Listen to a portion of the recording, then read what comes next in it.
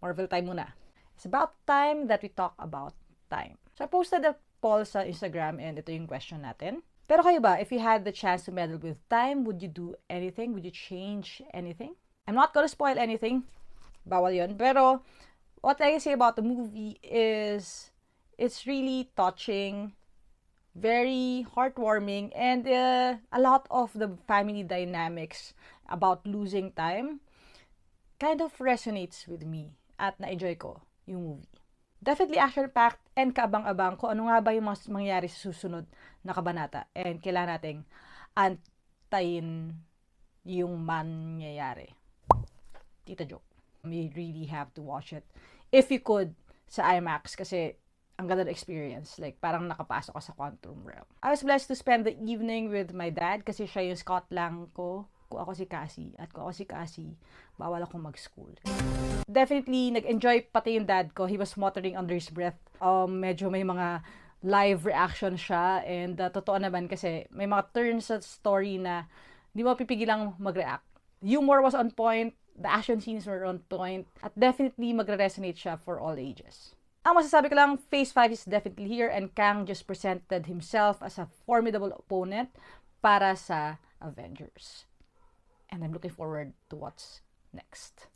Before we end, let's check out this swag bag na nakuha natin from the event.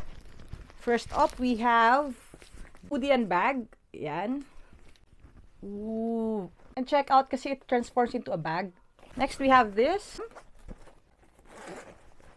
Zip, zip, zip, zip. Ooh! Ang cool naman ito. Pwede mo siya ilagay sa bag. Tapos, later on, ito-transform siya into another duffel bag. So cool. Solid. We also have a shirt. Alam nyo to guys, mostly ng shirts ko talaga is geek related. So, yeah, definitely gonna wear this. I remember one time na birthday ko, tapos lahat ng friends ko halos ang regalo nila sa akin is mga shirt na like themed ng pop culture. Solid shirt. Or, stickers! Cool. Notebooks. Content creator ka. Mahal na mahal mo yung mga notebook. Lalo na yung mga ganitong fun-sized. Antman, Wasp, Cassie, huwag ka muna mag-school. And we have a keychain! So, if napanood mo to at di mo pa napapanood ang Antman and the Wasp Quantumania, head on over to the nearest cinema and enjoy yung buong experience. Tapos balik kayo dito sa comments, let me know what you think and yeah, would you meddle with time if you had the power to do so?